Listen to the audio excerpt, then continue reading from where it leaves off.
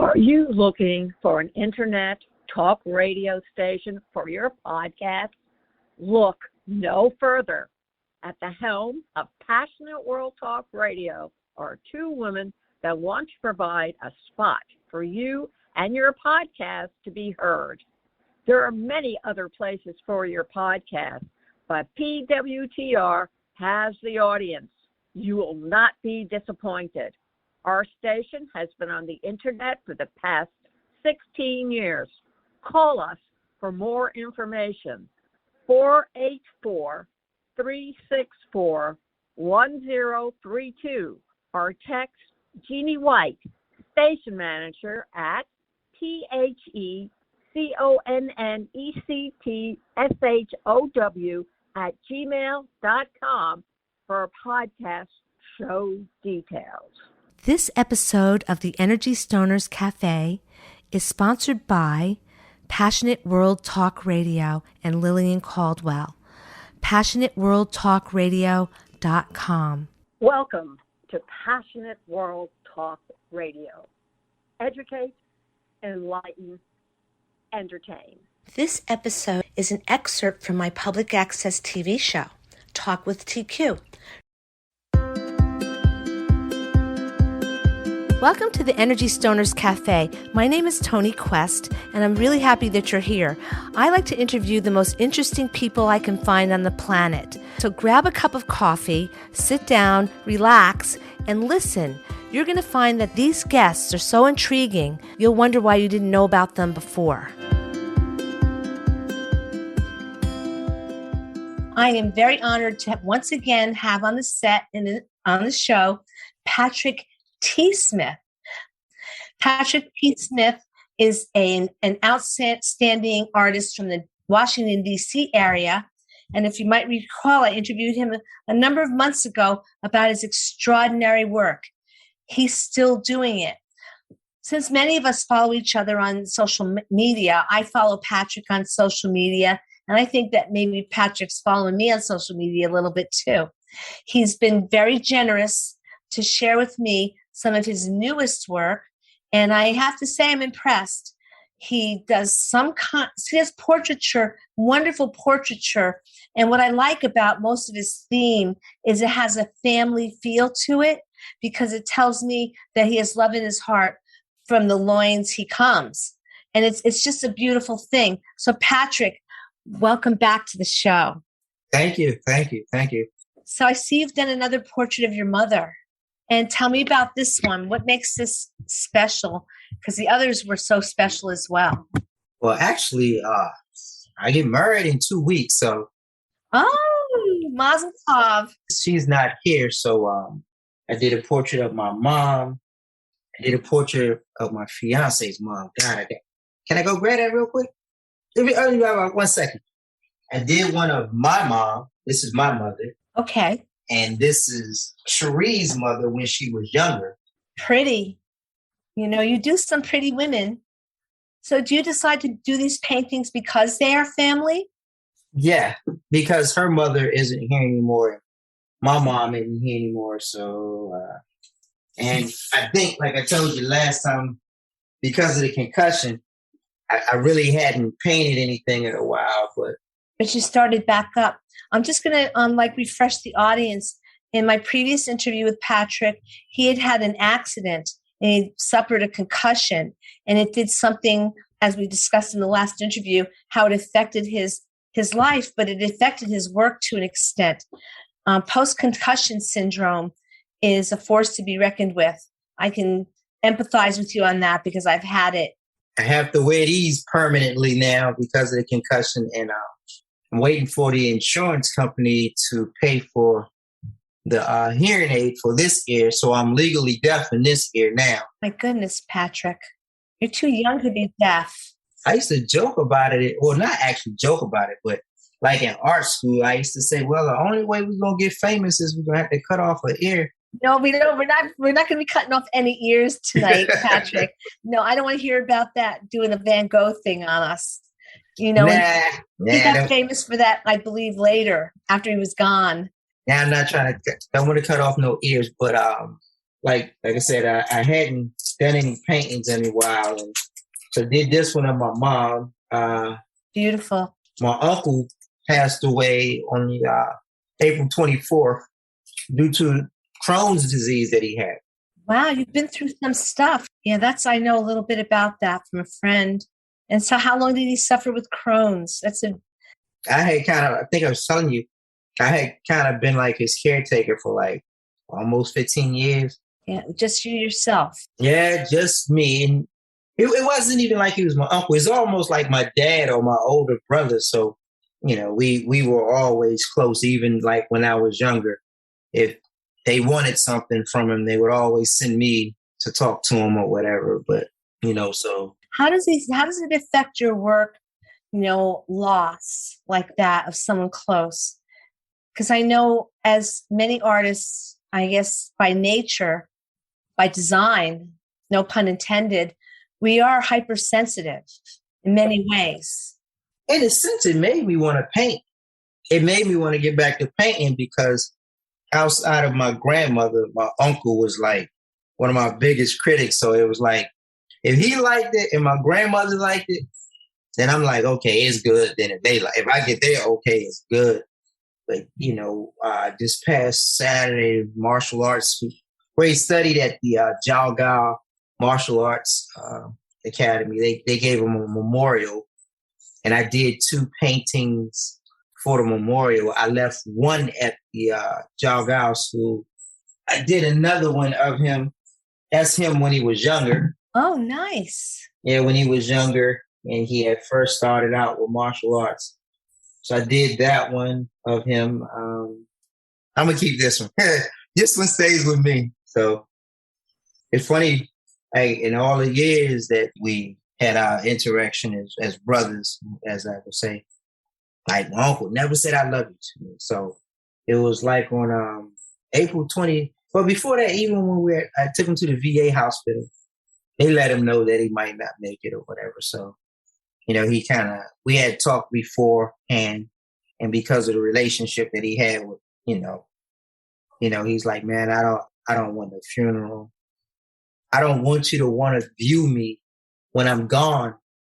If when I was here, you never wanted to see me or you didn't care for me. So why should you have the honor to see me in my passing? So he wanted to be cremated, got him cremated. And of course, I have the remains or whatever. He always was a real righteous guy. He loved James Brown or whatever. But him and I, we would always talk philosophy, the world. We would quote unquote on our conspiracy theories and things like that. But he always looked at my artwork and said, man, that's good. I like that one. That's good. I like that one. So I think I seen him on the 23rd because they transferred him from the VA hospital to a long-term facility, hospice. So on the 23rd, I seen him and he said, Gary, you leave. I left my book. Then I had to go back and get my book. And he was sitting there like this. I said, you all right? He said, yeah. I said, I left my book. And then it was like something tapped me on the shoulder and was just like, tell him you love him. So I was like, I would always tell him, and he was real reclusive. Go ahead, man. I know you ain't got to keep telling me. So that on the 23rd, I said, man, I said, I love you, Uncle Ty. I said, man, I've always been here for you and I'll always be here with you. And he stopped and he said, you know what, Pat? He said, man, I love you too, man. And I looked at him and he said, yeah, man, I love you. I thank you for everything you've done. And I think he knew what, So I came back home. They called me like 5 o'clock in the morning. It's like he didn't make it. So I had to drive back up and take care of all of that. But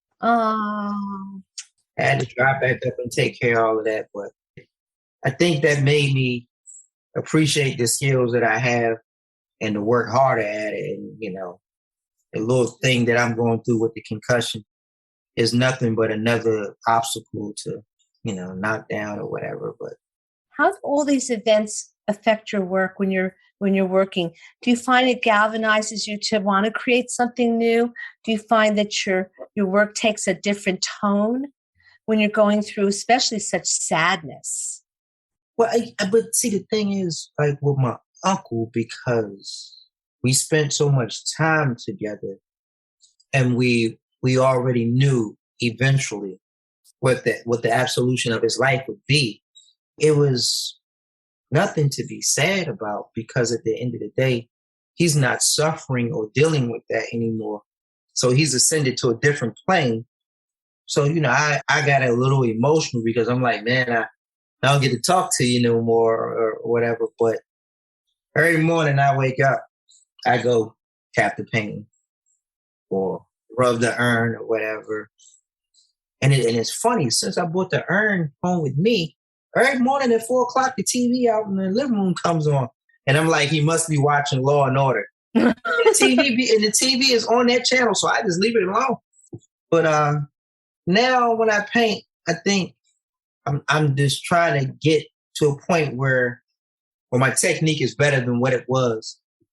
But I notice now my attention to detail is more in depth, where now I'm really trying to capture the emotions of the face, the different tones and gestures of shadows, and like the little wrinkles and nuances that before I just like, all right, well, I just covered up with the paint, but the imperfections. But now I'm more like, why should you cover up the imperfections when those probably are the things that make people stand out with their true self? So now it's a little more in depth to paint, a little more detail, try to capture all the emotions, and especially in the eyes or gestures of the face or whatever. But I find myself like on the weekends, I'm like, dang, I got to call Uncle Ty. Then I'm like, oh yeah, I have to say, I did notice that in the files that you actually shared with me. You shared those files with me on LinkedIn. And I said, boy, it's your work, but it's interesting. I nailed it. I said, there's a detail that goes deeper than what one might actually suspect. It's not just detail in terms of technically you're getting more detailed, but you're picking up something deep. Now, some of the images that you sent me, I did not recognize the people in particular, but I definitely recognized it as your work. And I definitely picked up that emotional detail that you were able to depict in the work. So who are some of the people, that you were painting most recently? Like I said, my mom, Uncle Ty, fiance's mother, and the guy that keeps me sane, my neurologist. Oh, okay. So, you did your neurologist. Yeah, I'm still working on it. To be able to see the difference in like my work, like this piece here.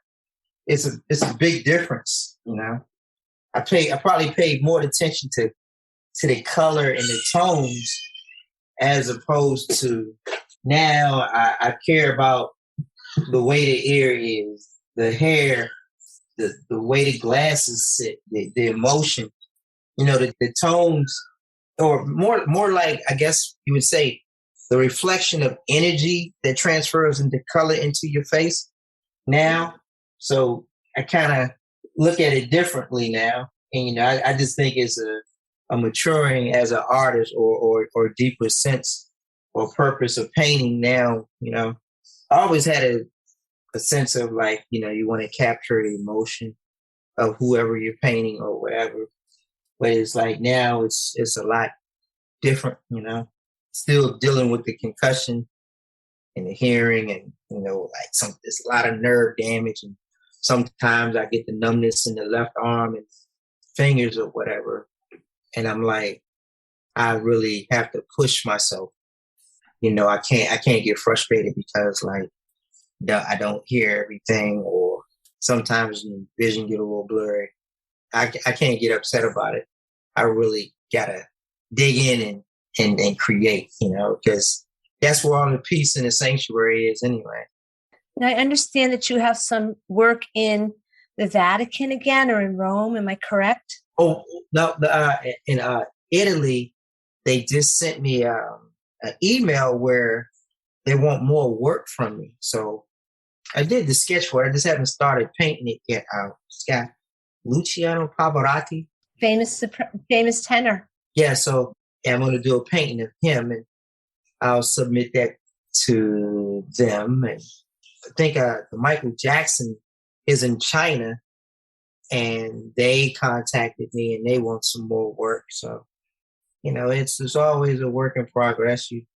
I think at this point, I'm like, I worry about it, but I don't. It's not so much to me now, the selling of it. I dislike that my name is out there and people get to see my work. So the more of my work they get to see, the more curious they'll probably be like, okay, so who is this guy? You have a style that is very, very appealing.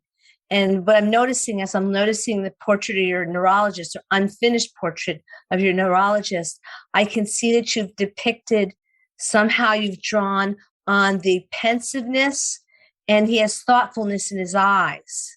Yeah, he's a good guy. It was like, I don't know why, but they sent me to Cedars-Sinai for a second opinion where, they try to prove you're okay, you're fit to work no matter what your injury. But I went there, and the doctor there, she was like, I don't know why they sent you here for a second opinion, because there's a lot of underlying things that I'm dealing with. It's still like communication sometimes is a little hard because you still find yourself reaching for words that you would normally just say, And she's like, nah, I agree with your doctors. You're getting there, but you're not well. She was like, I couldn't tell them you can go back to work. She's like, this isn't a 1 year, 2 year thing. She's like, there's a lot of things you have to deal with that are going to take a while if they ever get back to being normal. Like sometimes walking, you still get that dizziness, like vertigo or whatever. It's a lot, and it's like if I go up too far, there's a clicking of the vertebrae or whatever that I hear over here. So it's a lot of stuff, but I kind of like block stuff out and just go to therapy. But when I come home, I want to paint. So it seems like you use your painting has been therapeutic for you. Yeah, the neurologist wanted me to do art therapy. So I reached out to this lady in Philadelphia, and she's an art therapist. I sent her some of my work. Excuse my expression. She said, well, why the hell are you contacting me? She said, I should be coming to you. She's like, my work is nowhere near as good as yours. I say, no, it's not a thing who's better or whatever. I'm like, it's the thing that as an artist, if you're going through something, when you're painting, if you get to talk to somebody, that's therapeutic, Like I never look at other people's work and be like, okay, my work is better than yours or your work is better than mine. I'm just like, we all see emotion differently, and however we transfer it or relate to it on canvas is how you pick up on the energy of a person, and it's never a thing of you trying to be better than this person or you trying to be the next Picasso or this, that. It's like I told one of my buddies in school, I'm like, I never want somebody to look at my work and be like, oh, your work looks like, oh, you got a style like, now I'm like, I have my own way of painting. So it's like if somebody sees my work, they're like, oh, that's Patrick's work. Who influenced you as far as artists, other artists, famous artists, maybe not famous artists? Who influences your work? Who do you look at and you feel that you somewhat emulate them? Many artists, not every artist, they have someone that they look to, that they relate to artistically. I'm curious as to who is your go-to? From time to time, I'll go to YouTube and I'll look at videos of Jacob Lawrence. I never really wanted to emulate his work, but I'll always go watch his video, the documentary on him. Just listen to him talk his philosophy on being an artist. But I never really looked at anybody's work and tried to emulate it. Like when I was in art school, I don't know why I was fascinated with this guy that used to illustrate for Playboy, Patrick Nagel, because he would just emphasize the lips and the eyes, and everything else would just be like negative space. I don't think there's anybody that I looked at, because my thing was growing up, I'm like, if I showed it to my grandmother and my grandmother liked it, then I was okay. It's like, even as when I got older and I would show her stuff and she's like, all right, your perspective is off. One eye is higher than the other. One eye is lower than the other. And, so I because she used to be an artist, but I would think as long as I kind of got her okay, I was doing okay. I got to a point where she'd be like, that's my grandbaby. He listened to me. So I guess that was her way of giving me her okay as an artist. And, even Uncle Ty would be like, some of them he'd be like, man, that's a good one. But I think the last painting that I did for him. So I did a portrait of Ali for him. Mm-hmm. And I gave it to him for his birthday. And he was like, yeah, man, wow. So, when he said wow, I was like, okay, I must have got it right. I believe I've seen your Ali portrait. It was black and white. I don't know if you guys can see this, but it's yeah, I can see that. Yeah, that one right there. Did that for him, and and he would be another person that would be like, all right, man, you gotta concentrate a little more. Whatever you got on your mind, let it go. You definitely capture something that's very deep. And I noticed that the famous portraits that you've done, and I've seen a few of them, and I'm going to ask you to tell the audience where they can do your work digitally online. Like, is it on Instagram, Facebook, LinkedIn? I found you on LinkedIn. LinkedIn, Instagram, Facebook, Twitter, Fine Arts America. Just if you Google me, probably 1,000 pieces of mine will pop up. It's like, it's funny. I had so much artwork, I literally had to give some of it away because I didn't have any room anywhere to put it. It's like I was telling my wife, I was like, yeah, we need a bigger place. Because it's like I had closets full of artwork. But it's like, when you say like famous people, like this is one of my favorite pieces. Oh, wow. Gil Scott, like the Gil Scott Heron piece there. It's like some subjects I like to listen to.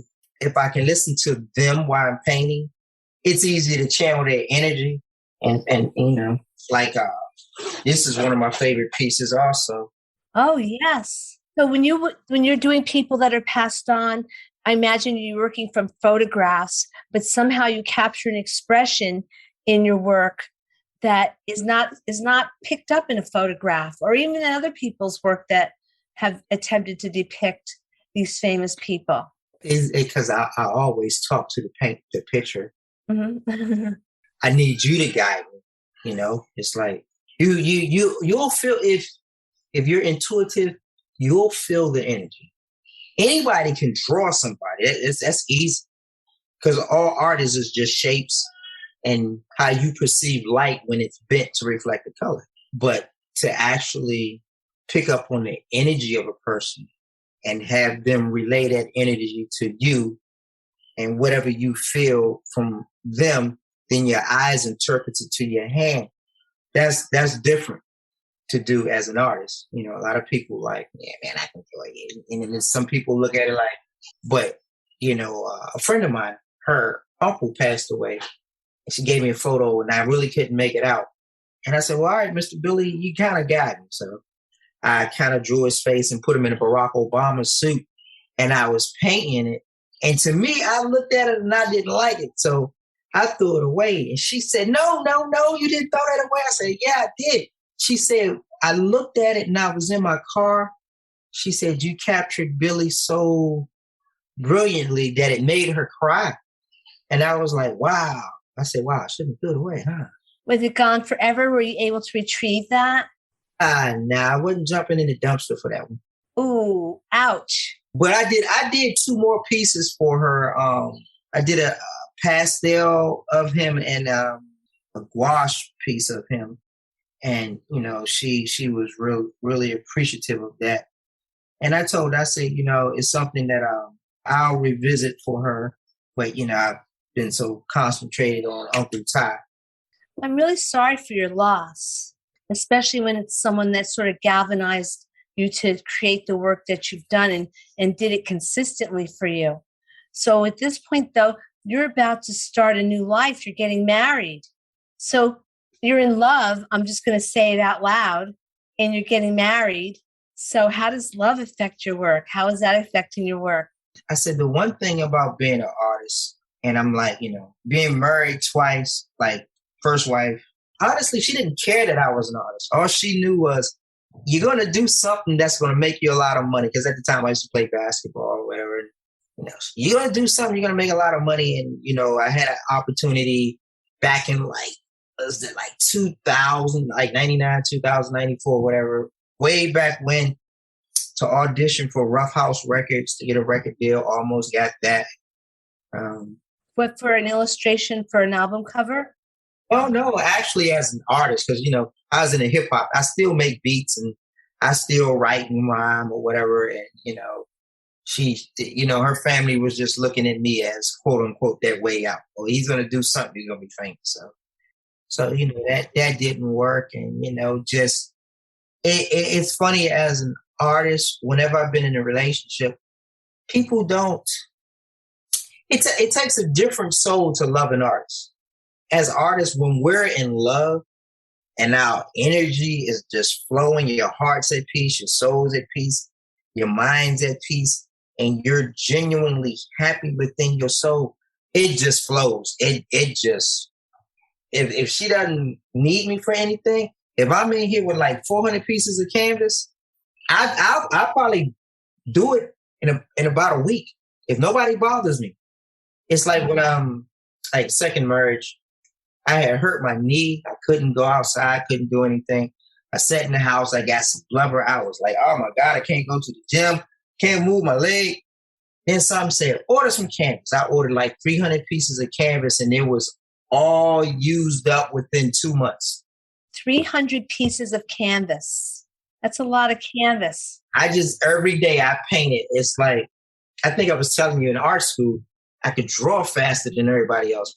Only because I was like, okay, the sooner I get through drawing, I don't have to look at Robert Gossett's work, Lynn Austin's work, Ronald Hobby, or anybody else's work, because there were a lot of kids in class that could draw better, or if not more detailed, because at that time, my mind, I'm in art school, but I'm like, okay, I'm 5'4.5", 5'5", I can dunk. I don't know if I want to be an artist. I might want to go play basketball because I was, as they would say, as they label it now, hyper athletic. Like I could run faster, jump higher. So you're an athlete and you're an artist and you bring all that stuff to the table. I have to say that you are remarkable because you're just not one thing. There's so many aspects of you. I'm going to talk to you next time. And but for now, I'd like you to tell the audience where they can see your work. Just give us a website or something. The website will be up in after the honeymoon. Yeah. How about social media? Fine Arts America, Instagram, Facebook, Google. You can Google search me. It's just everywhere. So if we Google you, I'm going to tell the audience before we say goodbye, Google Patrick T. Smith. Visual artist, yes. He's a fantastic artist. He is on Fine Art America. He's on Facebook. He's on Instagram. And he has a website that should be up very soon. But please check him out because he's an extraordinary artist. And he really deserves, and also he's in Rome. He's in Italy. So he's an extraordinary artist. I just long for the day that you are so famous that you are a household word. I'm still waiting for my plaque from Sotheby's because I don't know if you knew who Peggy Cooper Crafts was, but she founded Duke Ellington School of Art. She was a famous art collector. Oh, that's where you went to school. Yeah, I remember that from the last interview. So you've been recognized by Sotheby's. So I'm telling people they're listening, if you're art collectors, Patrick T. Smith, great investment, and you'll enjoy the work. It's not just an investment in, collecting, but it's also an investment in putting something in your home, purchasing something that's good for you. I'm not usually a pitch person for my guests, but I'll say that if you're telling me that you're recognized by Sotheby's, it tells me that I should own a piece of your work. And it would be an investment and it'd be something I could probably bank on. I'm just saying. Miss Peggy's art collection. So when she passed away, her estate went to Sotheby's. So my artwork is there and it's sold there, but I just didn't get any of the proceeds because she owned it. All right, I understand how that works. So it's not so much about the artist, as much as it is about, like, at this point, it's the person that purchased your art. And a lot of people know about that. I know a little bit about that stuff, And so I just see that you're going to go a long way. But I think that right now for you, it's the business of love. Have that wedding. It's going to, I'm sure, I have a feeling that your emotions and your love is going to start to really ring through on that canvas. And so until the next time we come on the show, I'm just going to say, Patrick, I'll be in touch. I'll keep trolling you. I'm going to keep cyber stalking you. Thank you. You really are very generous to open up your heart and also to share what is the mind of a brilliant artist. A lot of people have no clue as to how this is done. It's not just that you can sketch. It's not just that you can make it look like that. That is, you're capturing the unseen, and it comes through on the canvas. And congratulations on your engagement. You have a really blessed day coming to you. And I can hardly wait to see what kind of work you crank out through your love. And I know it's going to be extraordinary. And again, everybody, Patrick T. Smith, go to Instagram, go to Fine Art America, go to Facebook. LinkedIn is where I found him originally, because I find, my opinion, that's where all the brilliant people are. And I'll say goodnight. Thanks, Patrick. Have a good wedding. Thank Bye-bye. you for listening to the Energy Stoners Cafe. Are you looking for an internet talk radio station for your podcast? Look no further. At the helm of Passionate World Talk Radio are two women that want to provide a spot for you and your podcast to be heard. There are many other places for your podcast, but PWTR has the audience. You will not be disappointed. Our station has been on the internet for the past 16 years. Call us for more information.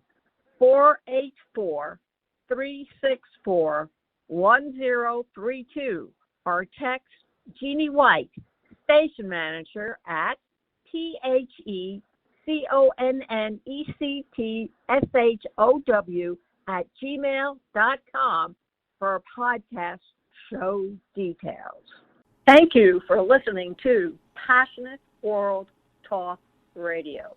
You can listen to this program all over again by going over to https://passionateworldtalkradio.com. You can also hear it on Spotify, Spreaker, Amazon Alexa, AMFM247.com every Tuesday evening between 8 and 9 p.m. YouTube, Facebook Live, LinkedIn, and all the other podcast directories one can find on the internet.